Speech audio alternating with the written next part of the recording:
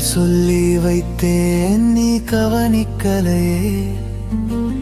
இதயத்தை மேளனமாக உன் பேரால் அழைத்தேன்.